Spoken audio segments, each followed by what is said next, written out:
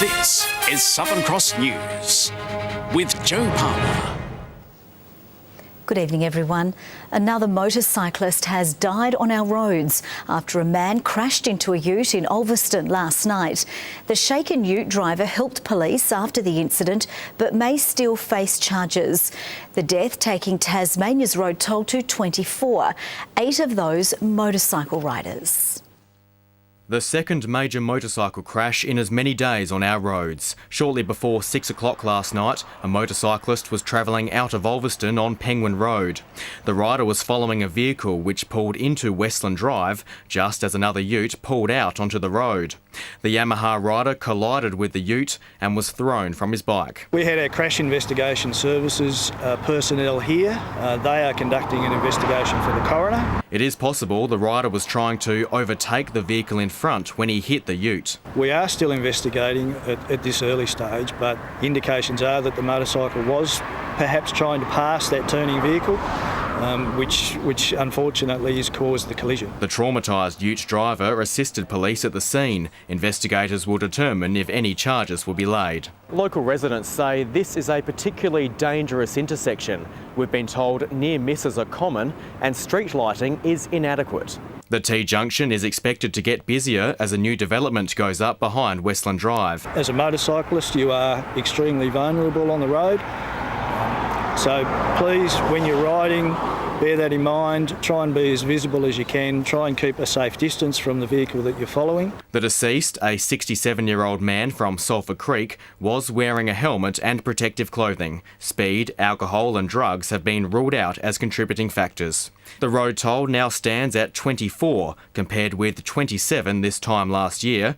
Witnesses are asked to contact Crime Stoppers. Tom Johnson, Southern Cross News. Meanwhile, a 41-year-old man remains in a serious but stable condition after crashing his motorcycle on the West Tamar Highway in Lagana on Saturday night. The man is currently being treated in the Royal Hobart Hospital. Police are investigating the crash, but early indications suggest speed may have been a factor. A Tasmanian accused of hitting another man in the head with a golf club, which left him in an induced coma, is expected to stand trial on Wednesday. Jamie Alexander Collins pleaded not guilty in the Launceston Supreme Court to causing grievous bodily harm. The court heard the alleged incident occurred on the 22nd of November 2015. The jury is set to hear from up to 20 witnesses, including medical professionals and police officers. The Royal Hobart Hospital is tonight operating on its highest escalation policy following a weekend of high patient demand. Outbreaks of gastro and rising cases of influenza have put pressure on hospital resources. All non-time critical surgery has been postponed, with additional staff and treatment areas established. Hospital authorities say a new ward, opened on Friday, is helping with patient flow. It's unclear how long the level 4 escalation will be in place. And the Tasmanian government says it's open to the Year 1 testing regime. The Education Minister says it wouldn't be like existing NAPLAN tests. It's more about that one-on-one assessing where a student is at and how we can improve their skills along the way with that Year 1 test. Implementation is still to be sorted out between federal and state governments. The state's growing economy is leaving some Tasmanians behind. Unions say underemployment is becoming a bigger issue, with some workers not getting enough hours to make ends meet. The tourism takeoff has been credited as part of the reason for our growing economy. The government says since the last election, 3,500 full-time jobs have been created. We've been very pleased to see the unemployment rate coming down from one of the worst in the country to meeting the national average, but we need to continue those efforts and we do that by growing the economy.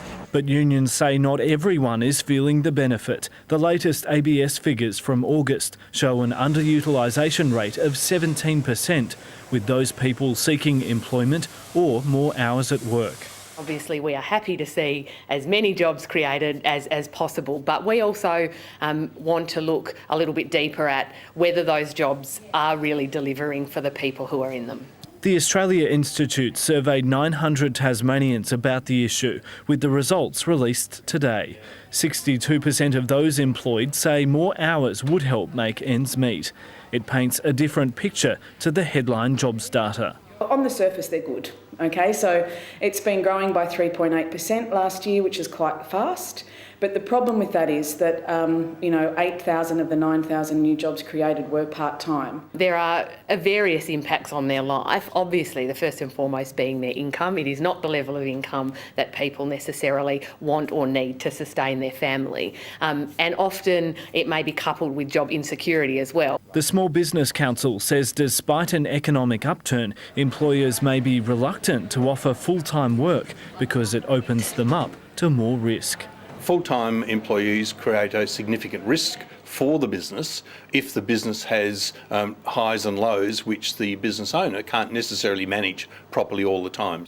The government says it set new jobs targets for a next term in government and is releasing policies to achieve them. Michael Breen, Southern Cross News. The state government is vowing to keep pressuring the opposition for what it's described as policy fence-sitting until the state election. But with just 12 sitting days of Parliament remaining before Tasmanians go to the polls, experts say it's a tactic smelling of desperation.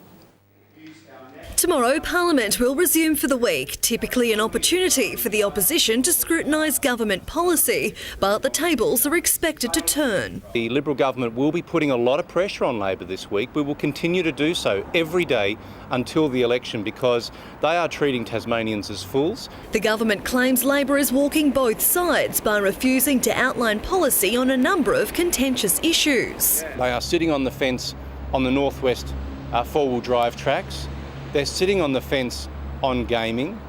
They are sitting on the fence on law and order. Political experts say with leader Rebecca White leading as preferred premier, the opposition is riding on a low-risk strategy. Labor are making themselves a small target. They say, we're doing well in the polls. We don't need to do more than hold fire until we're ready for the campaign. Last week, the government pulled an opposition-like stunt, moving a motion in Parliament to have Rebecca White outline Labor policy on gaming. The unexpected move seen as an attempt to catch out the popular leader. When they give speaking time to the opposition, you really look like you're rolling the dice and hoping that Rebecca White will make a mistake, that you can use it against her. And when the Liberals spend so much of their political time in Parliament, as they did last week, obsessing about Beck White and the opposition, it's bad for governance and it's bad for democracy and it's a waste of taxpayers' money. Now they've effectively slipped back into opposition mode. It's all about personality politics. How can they attack the leader of the opposition when they should really be getting on with governing Tasmania? There's just 12 sitting days left for Parliament this year, and with Tasmanians expected to go to the polls in March, it'll be the government's last opportunity to move on legislation, or in this case, pressure the opposition into revealing its policy cards. We'll be announcing a range of policy for the rest of this year, and then in the lead up to the March election, we'll be introducing policy over the next 6 months. Jacqueline Robson, Southern Cross News. The state government says it will consider underwriting a Luke Jackson world title fight in Hobart after the WBO Oriental featherweight champion defended his belt at the City Hall on Saturday. Jackson says he's now ready for world champion Oscar Valdez and he'll fight him on home soil if the state government chips in. We were thrilled with Luke Jackson's fantastic victory and we want to congratulate him, his family and supporters. Certainly welcome the discussion. That's the sort of conversation we'd like to have. Saturday's win leaves Jackson undefeated after 15 professional fights. The kings and queens of the chess world have converged for the Tasmanian Finals tournament. More than 150 students from 26 schools battling it out today. Concentration levels were high as these students put their skills to the ultimate test. With each move carefully considered, the art involved in the high-stakes game was undeniable in this room. It's challenging and a test too. I like the logical, procedural thinking. But it's not all about the competition in the world of chess, with organisers and students saying it's the ideal sport for logical thinking. It teaches complicated problem-solving tasks which do support cognitive development, and in particular that translates very, very well into mathematical activities when you get to high school. Organiser Tim Broomy says it also teaches students how to win and lose in a friendly way. But with only 4 girls taking part this year, there's more work to be done when it comes to encouraging more to participate. Participation rates here in Tasmania are as good as anywhere in the country, with some students training hours a day. Checkmate. I've been training for about a month now with online chess. I'm now good enough to beat my dad in chess, and that gives me great delight. Not only does chess bring friends together, it also improves concentration and boosts confidence. Rita Risk, Southern Cross News. Now let's take a look at the day's business and finance news with thanks to Tasplan, your local super fund. The Australian share market has closed higher as investors rotate from the mining sector into the big banks as expectations of interest rate hikes strengthen. The ASX 200 index has risen by 25.6 points. A short time ago, the Australian dollar was trading at 80.24 US cents and 89.24 Japanese yen. Lauderdale has spent little time celebrating its preliminary final triumph as attention turns to this weekend's TSL Grand Final at UTAS Stadium. In good news for the side, all 3 on-field incidents referred to the match review panel were today thrown out. It was the goal that brought the Bombers to life after a lacklustre start on Saturday. Launceston Stewie Williams picked me up and said, "That went in." I was like, "No, surely not." And Thor and all that came rushing me in, and it's like, I didn't go in, did it? Yeah, so it was a pretty good goal, but pretty fluky, I would have thought. But there will be little time to watch the highlight reel, with Dylan Fife likely to line up against North Launceston coach and ball magnet Tom Couch in Saturday's grand final showdown. Lauderdale's last trip north was a disaster, losing to the Northern Bombers by nearly 100 points. Fife insists it won't happen again. We've got, I guess, a lot of people saying, like, no chance, North London already have their hands on the cup, and they're going to be tough to beat. I don't think we can dish that up again. I think we owe it to our community and supporters to give a better effort. While still licking their wounds from Saturday's loss, Launceston's coach Sam Lonergan says anything's possible on the big stage, but was in early with a tip. And I certainly support North Launceston now. You don't often hear coaches, I guess, picking a side. But after the weekend and the way the game was played, I'm certainly behind North Launceston and North Estate to win that premiership and wish them all the best. Lauderdale will head north on Friday, and Robbie McManus, Scott Hill and Nat Franklin are all eligible to board the bus after being cleared of separate incidents by the match review panel. Free kick was paid, probably the right call. Going to the book, I thought was a bit harsh. Scotty always plays on edge, as he does. I think none was already hurt prior to the incident. I don't think there was much in that either. Andrew McCarthy, Southern Cross News. Good evening. Hobart, along with Friendly Beaches, Bushy Park and Campania, recorded our top today of 21 degrees. Launceston 18, Burnie just 13 and Devonport 15 degrees. Now, most of the rain fell over the north and west today as we felt some gusty conditions across the state. No heavy falls to 3 o'clock, but most of the rain has fallen since then. Grove 20 degrees, St Helens 19, Flinders Island 18 today, King Island 17, Strawn a high of 16 degrees, Low Head and Wynyard 13 today. Middle level cloud cover is over Tasmania, streaming over Victoria and also into South Australia as well. Some low-level cloud over WA and a little over far north Queensland. Now here's the cloud today pushing over the west and northwest of the state mainly.